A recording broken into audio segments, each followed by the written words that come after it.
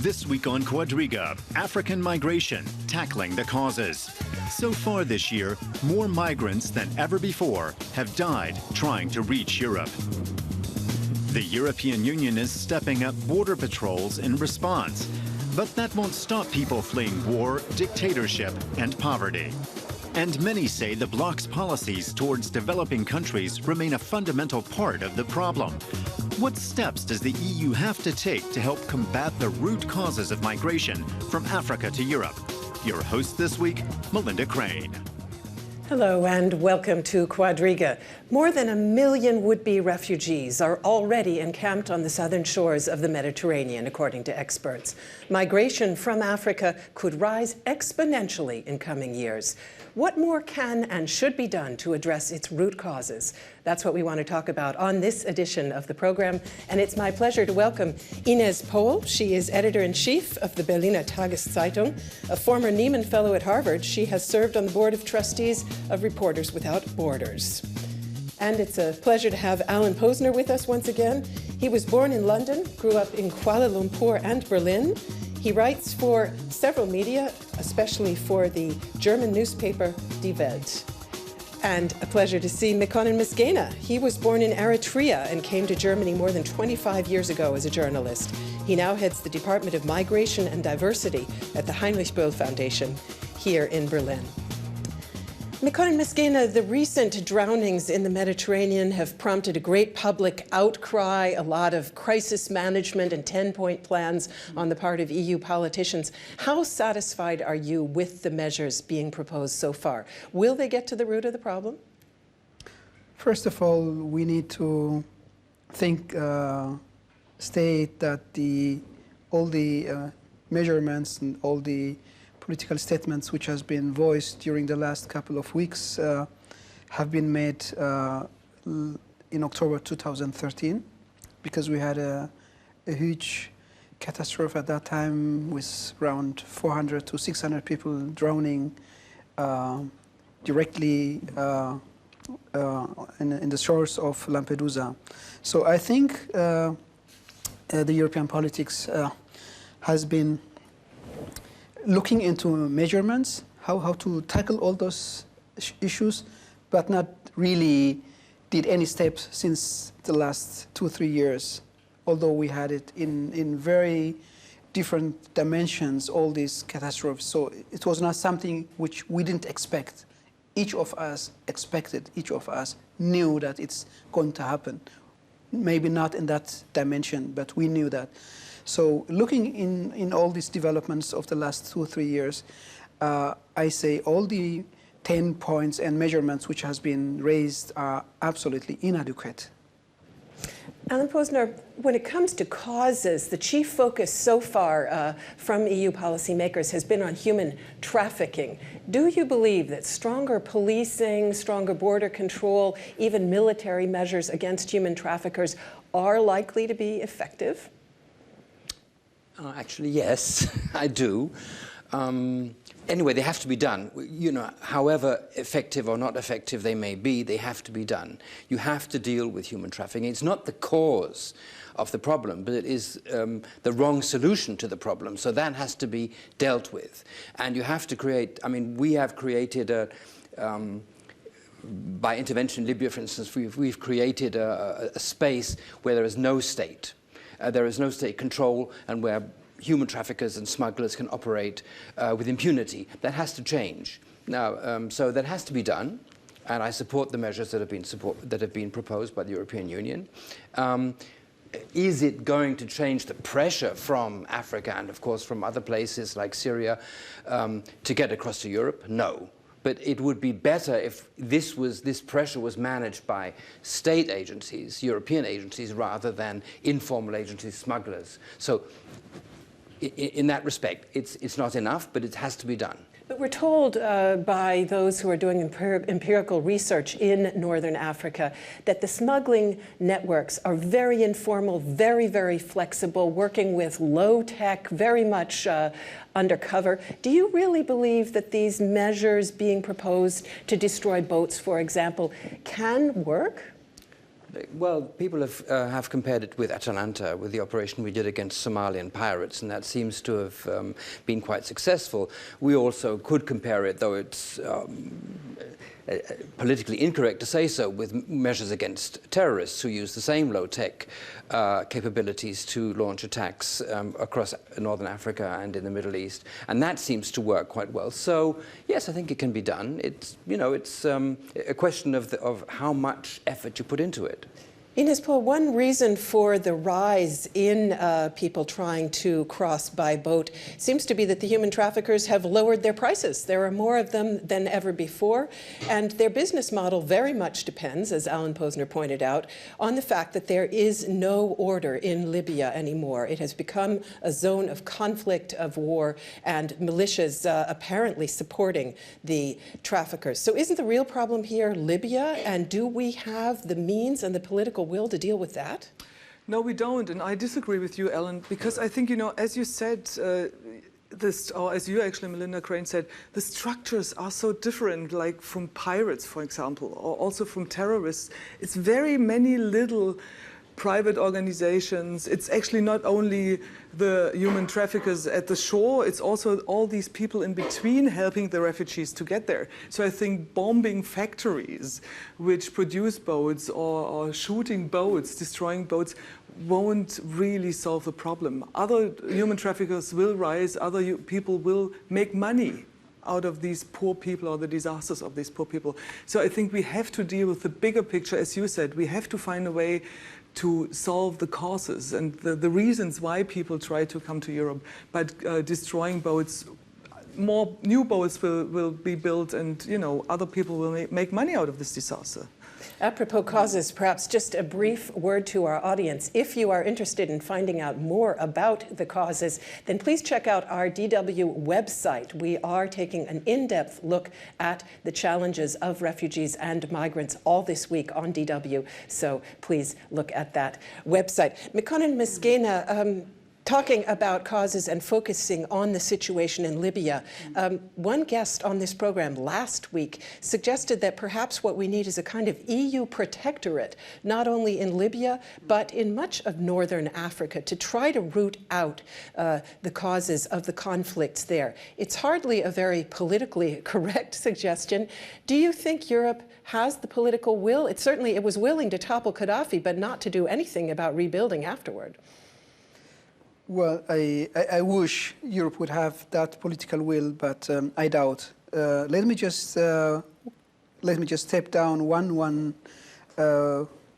issue on what we had been talking about, the EU measures, where I think, Alan, the focus is spotted on the wrong issues. We need to look into the perspective of the immigrants.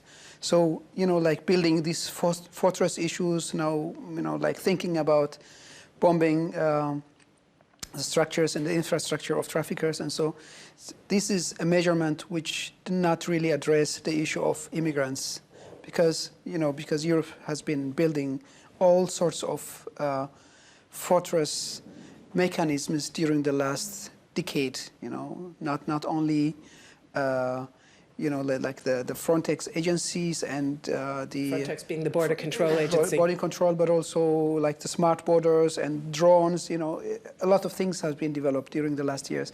And yet, we think about bombing maybe, you know, like the infrastructure or having a robust resolution in order to go to the offshores of Libya, etc. What I think is this would not take the pressure from the immigrants, because the immigrants will look for more risky ways to reach Europe. So we need to look all the issues from the perspective of those who need protection, and not from those who are criminals and doing all the criminal acts. By the way, trafficking is not always criminal, because I would not be here if I were not in the position to flee my country, Eritrea, for many years without the help of traffickers who are not interested in making money, but also in supporting people to get out of the hell. So we have to think all these issues as well. But what do we need to do? Do we need EU protectorate? Do we need like transferring some agencies in order to tackle all the issue in the African continent and elsewhere. I doubt, because you cannot transfer like democratic agencies, the whole infrastructure you have here in order to guarantee protection and asylum and all those things around that issue somewhere else where there is a failed state, or you don't have all these structures, because you need the democratic structure of a country, a society, in order to tackle all those issues. I want to come back to that problem shortly, but perhaps, and Alan Posener, you did say as trafficking is not the cause. Trafficking is a symptom that needs to be combated. And of course, you mentioned the essential breakdown of Libya. What do you think the EU should do about Libya? A protectorate? Does that sound at all feasible to you? It's doable. I mean, I've just come back from Kosovo, which has been an EU protectorate and is still basically, although formally independent, an UN protectorate. And we have created, out of chaos there, we have created order. And together with the Kosovars, may I say, who have cooperated and who have decided to go this way and to stop the chaos. Now, it's a very small country. It's taken us 10 years, and Libya is a huge country, and we can't assume that the will of the people is there to support an EU protectorate. I wish we could do it, but basically it wouldn't be a protectorate, it would be a colony, and we'd be at the receiving end then of an anti-colonial struggle, which we don't want. We want to protect people. So that can't be done. I wish it could, but not even the United States would be powerful enough to do that. Something we should have thought about before we toppled Gaddafi, but that's water down the bridge. I just want to say to you, yeah, I agree we have to tackle root causes from lawlessness in Libya to the terrible situation in Gambia and other places, in Somalia. But that's going to take years, decades. And and we have to do something also about things that are happening now on our doorstep. We have to do the one and not leave the other, if you see what I mean. That's true, but I think we have to be careful not to be paralyzed by all these different tasks we have to find answers for. I mean, the situation is so diverse, right? We have refugees who are fleeing because of the climate change. Then we have refugees who are fleeing because they want to have a better life. We have refugees because they are fleeing because in their countries is a war. It's such a big intermingled ball of different causes. So I think, first of all, we have to be honest and say it is complicated. We will have to deal with that maybe for another 100 years. There aren't any fast solutions, and we have just to face the facts that refugees will keep coming to Europe in search of a better life or just in trying to survive the situation they are in their country. So this for me is the first step, and to agree that it is a very complex situation, first of all. And then the second step for me would be really to understand that it is not possible to export democracy to other countries by bombing them and by not being aware that we need structures there, we need people there. We need politicians there who are able and willing to build the structures we were just talking about in Kosovo. There were people we could work with. The Western countries could work. And this is not the cause in many, many African countries. Let us take a look at the complexity that Ines Pohl is describing, because, of course, many of the migrants attempting to come to Europe by boat are not necessarily fleeing zones of conflict. Many of them are simply looking for a better life. Let us now take a look at some of the socio and economic causes of migration, where many people say Europe is as much part of the problem as part of the solution. It's not only the poorest who try to make the perilous crossing from Africa to Europe. Many of the migrants who pay traffickers thousands of euros for passage are young and educated. The migration is therefore also a brain drain for their countries of origin. Many say Europe bears some responsibility for the economic frailty and political instability that's causing the migrants to look for a better life. For decades, EU foreign policy supported dictatorships in Africa. Their fall polarized societies and has led to strife and civil wars. interventions like those supported by European powers in Libya have left behind marginal or failed states. In business, subsidies for EU agricultural products have destroyed livelihoods in Africa, while customs duties create barriers to selling African-grown products in Europe. If desperate Africans have no opportunities at home, they will continue to make the voyage to Europe. What can the EU do to make Africa a place where migrants envision a future for themselves? Mekonnen, Mesghena, the drownings were immediately followed by loud calls for more development assistance.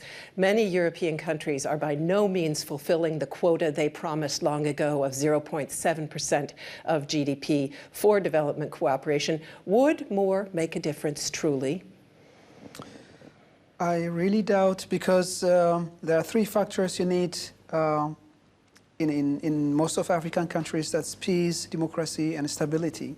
And most of these factors do not really depend on development aid. I mean, development aid may be helpful in tackling a couple of issues, but not, that's my own personal perspective. I do not think that most of the peace, democracy, and stability depend on development aid.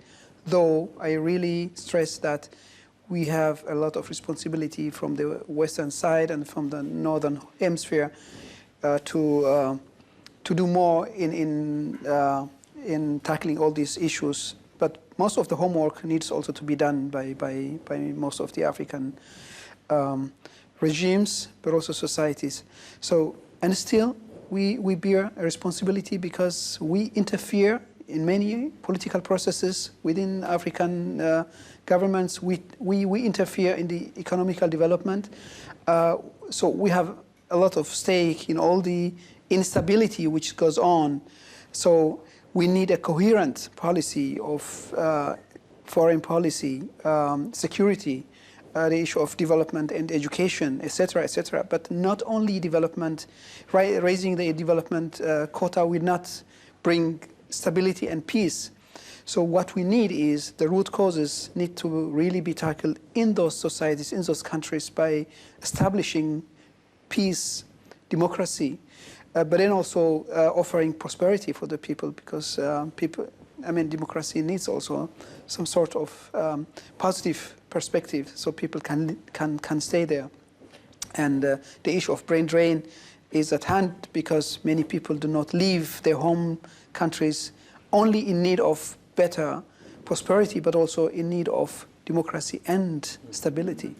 Alan Posener, African leaders themselves have been astonishingly silent on the subject of the recent drownings. I think Senegal has now made some statements, and a few words from Gambia, both of which are among the top 10 countries from which refugees are fleeing. But the fact is, many African leaders have been silent, and NGOs, civil society within Africa, say, you know, you could get the impression they're actually glad to see people go because it brings the unemployment rate down. How in the world are we to tackle root problems in the face of poor governance in so many African countries? Well, exactly, how in the world? I mean, we do bear a certain responsibility, and I think it's good that it's brought home to us by the refugees. So we know we have to do something, but we also have to realize that we can't export democracy to Senegal or Gambia. The Africans have to solve it themselves. It's also a question, for instance, of trade agreements. I think only 7% of African trade is between African nations. Although, of course, one country has this, the other country has that. They need trade. They have high tariffs. They don't have roads or railways. So they're not doing amongst themselves the trade that could help business develop and so on. It's not a question of just reducing European tariffs. They're actually quite low for Africa. It's a question of developing Africa, and it has to be done by the Africans. How can we help? Really very difficult to say. I mean, one thing, I think we have to tackle corruption much more aggressively. When European firms do business there and they pay I mean, be it Shell, be it Siemens, be it whoever, and they pay kickbacks to local elites. That has to be punished here. We have to. That's things like that have to be done. But let's face it, it's as the Germans say, water on a hot stone. I mean, and in the end, it's the Africans' business. But as long as you made some good points, I think it's very important that we look at the things we can do. Yes. And like companies like BMW, Mercedes-Benz, you know, they're all making business with totally corrupt systems. You know, they support these corrupt structures. And this is something Germany and actually Europe, I think we always have to think in a bigger picture. Germany itself, it's as strong and powerful as we are, as rich as we are, as stable as we are. We need to think in a European perspective. But we can say we stop making business with your country, with your political leader, if you do not stop killing your people. But industrialized countries like Germany do, in fact, have anti-corruption laws in place, and companies like Siemens have been prosecuted under those laws. Do they not go far enough, or do we need stronger measures at international level? Both is true. I mean, they do not go far enough, and they are not, like, you know, taken as serious as they should be.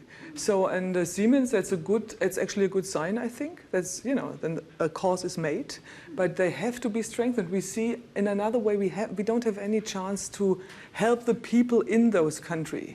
I mean, they need to do the changes in their countries which need to be done, and we just can try to support them by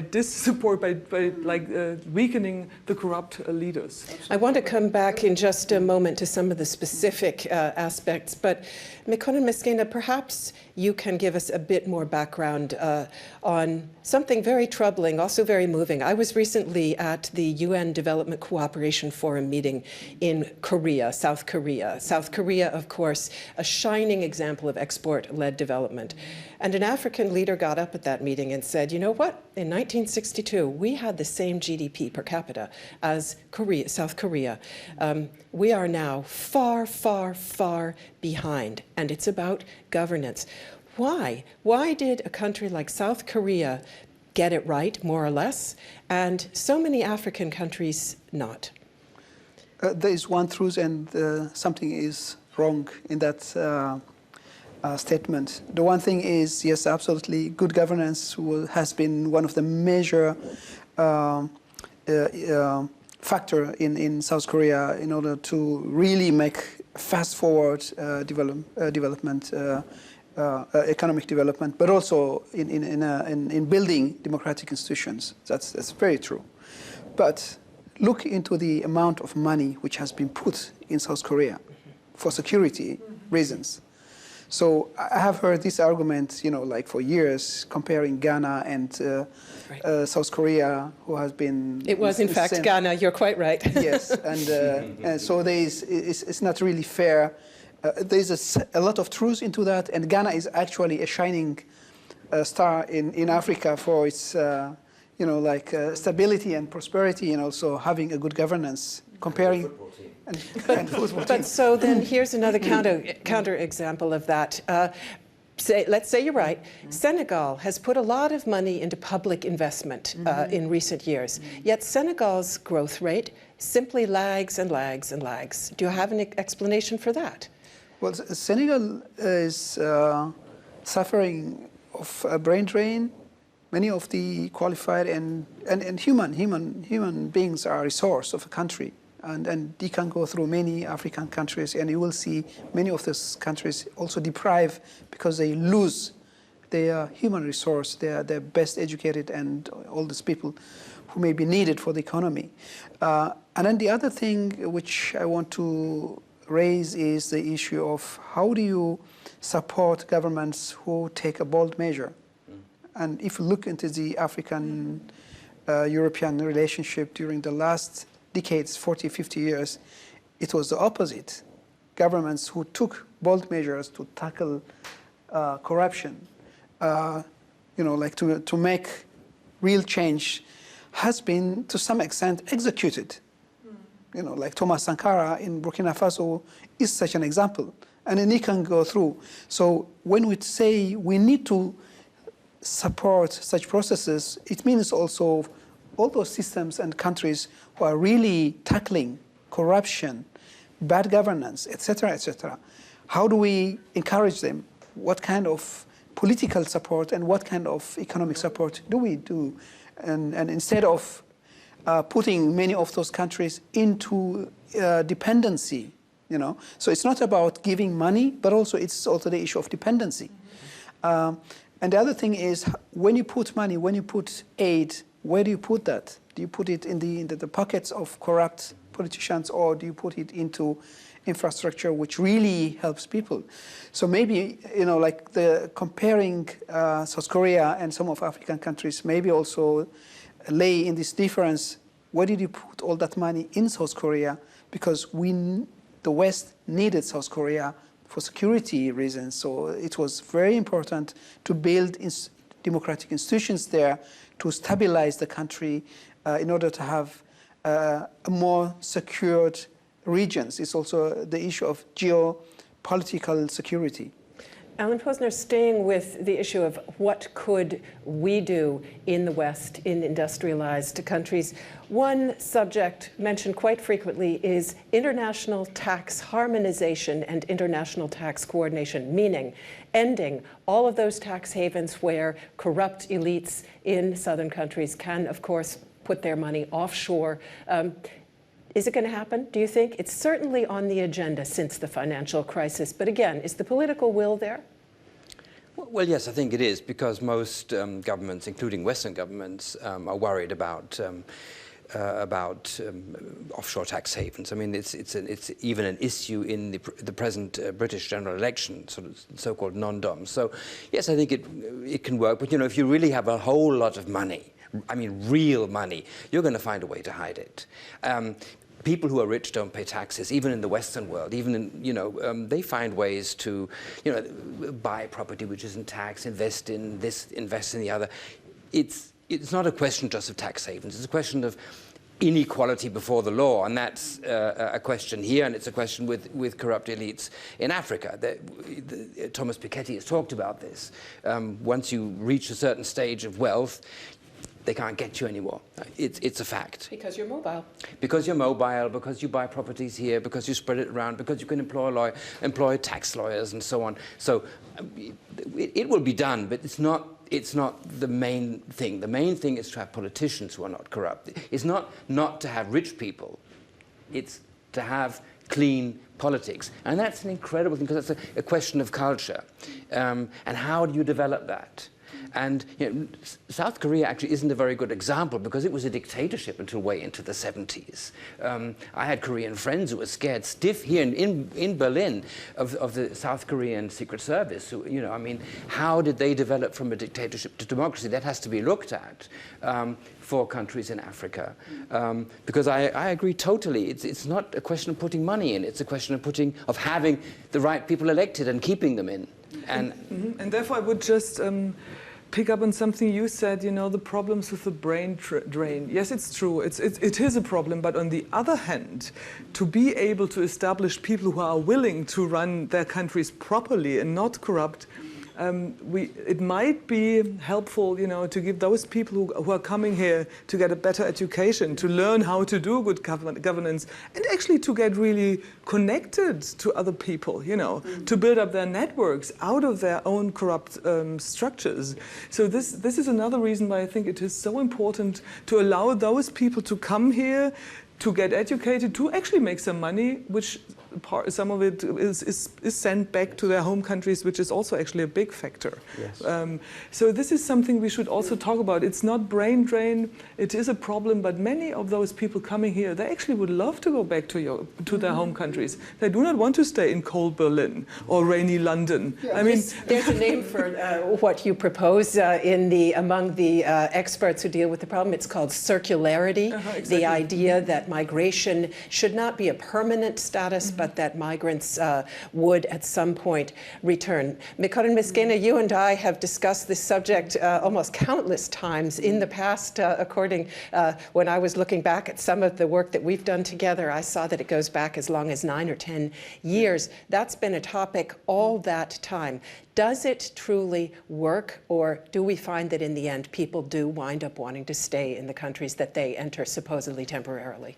I think the potential is very high. And Ines raised the issue of, and you did as well, the issue of circular migration, which means empowering people. You empower immigrants in including them in this society, for example, in the European society.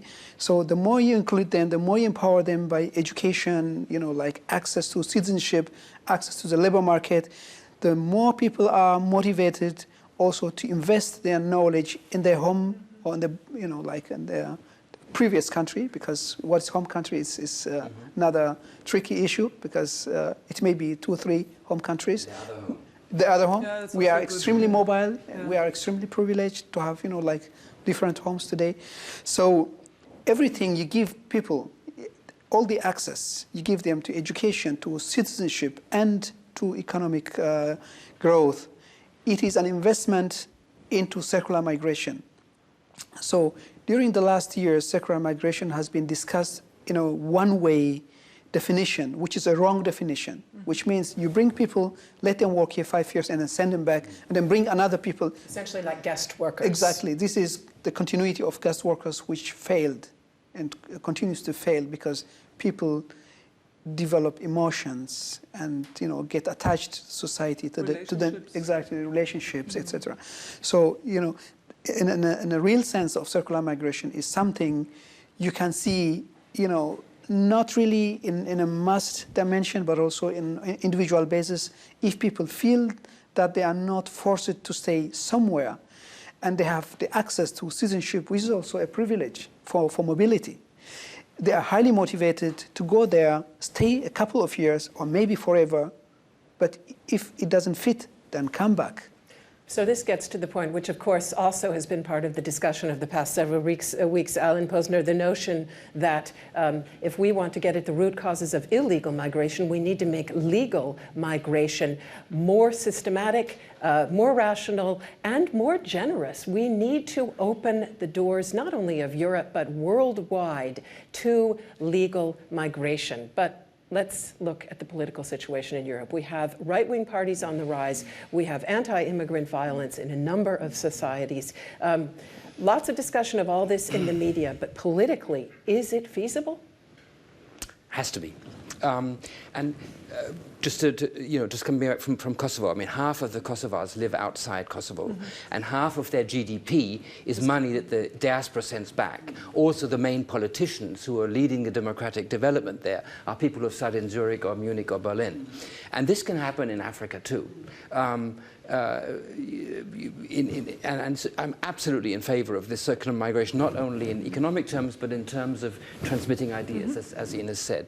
So, okay, but now can we do it in Europe? But even Pegida, I mean, I don't believe a word they say, but Pegida, let's just remind our viewers, is the group in Dresden that has been protesting against the Islamization of Europe. Right. I mean, basically, I think they are racist. But their demand was for immigration procedure like that of Australia. I mean, they actually demanded a regular immigration procedure that has to be something to look at, not to take them seriously, but to realize that that even within the xenophobic European right wing, there is this idea that if we had a proper migration system, they would not be able to, they would be in favor of it. So what if instead of smuggler routes, you had a real European agency in every major African country which processed people in a way that they could see, look, you don't have a chance, you do have a chance. We don't necessarily take the best and the brightest. We take people who,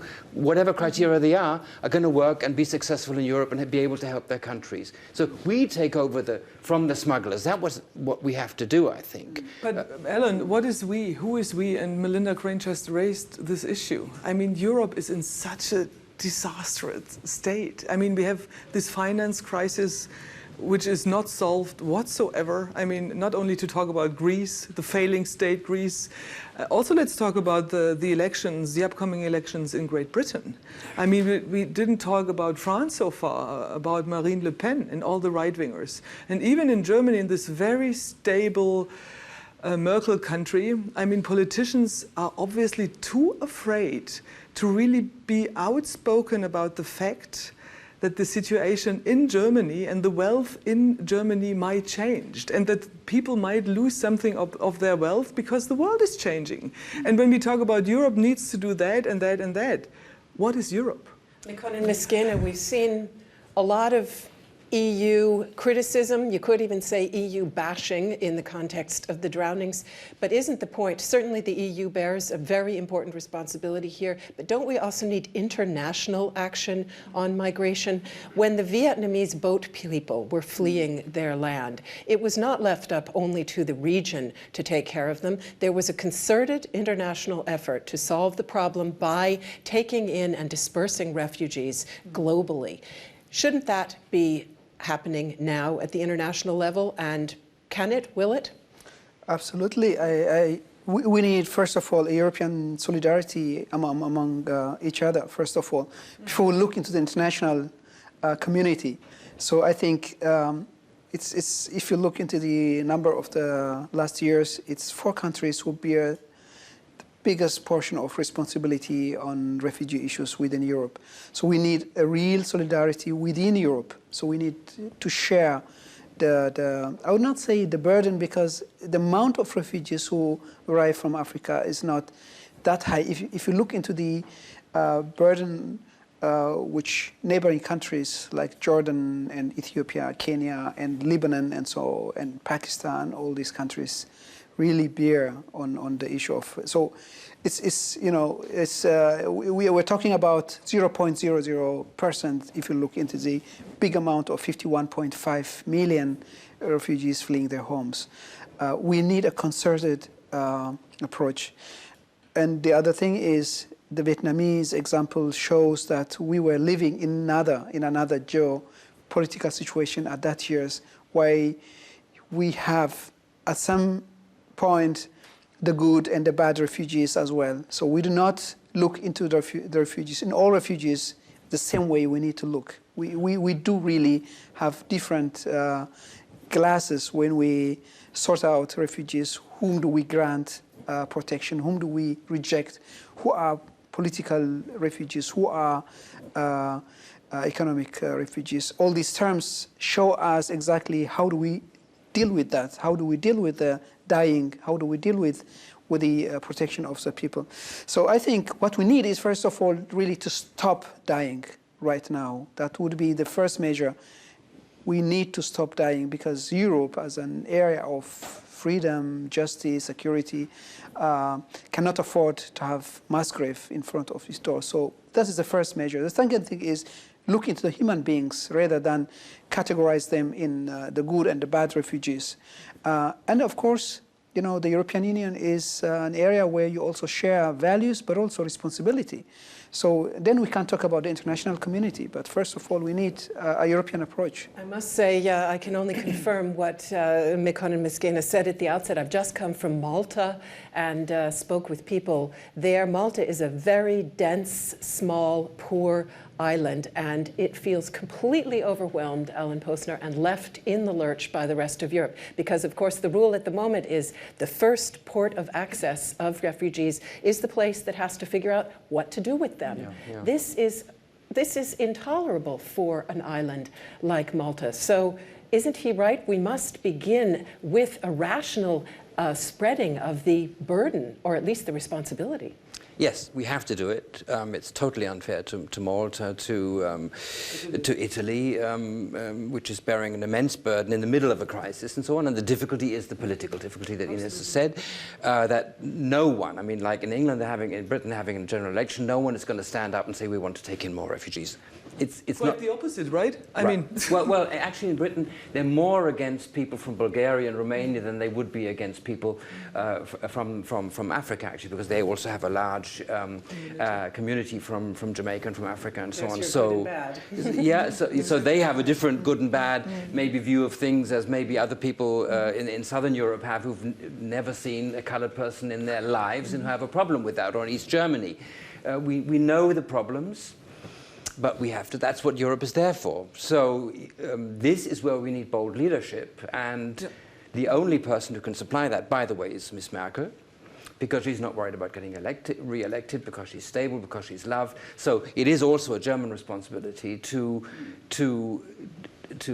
create a European, a whole European immigration network, which starts in Africa, vetting people, getting them here, and then also make sure that they don't land up in just 2-3 countries, or if they do go on, then only land up in Germany and the Scandinavian countries, but also go to Poland and Hungary and so on, even though it's difficult. It has to be done. I totally agree, and I think it would help to talk a little bit less about values but about interests, especially when it comes to Germany. And we're kind of a practical country, aren't we? So, and we do have shared interests in Europe, you know. And yes, we are constituted on human rights, but I think this is true and we should fight for them. But if we talk about economical interests we do have in common in Europe and then also in a broader picture with the United States, I think that would make it easier for political leadership to say, you know, these things have to be done. And they are good for us, not because we are Christians or Muslims or Hindus, but because they're good for our economy. And I think that would be a good advice. 2 days ago, there was a new study which has been done by the Bundesstatistischem Amt on the demographic change. German federal agency on... Yeah, exactly, on the development of demographic in Germany. And the population is shrinking. And there were 2 scenarios, with less immigration, with a very high immigration, and even with the very high immigration, the amount of labor force in Germany is going to shrink, which means it will have a huge impact on the social security system of Germany. So this, of course, is the topic brain gain. One country's drain is another country's gain. But that, of course, is a whole other topic, a whole other program. I thank all of you very much for being with us today. I thank all of you out there for tuning in. And do check out our website, on which we are taking an in-depth look at the pressing challenge of refugees and migrants. That is on the DW website, Refugees. So check that out. Thanks for joining us, and see you soon.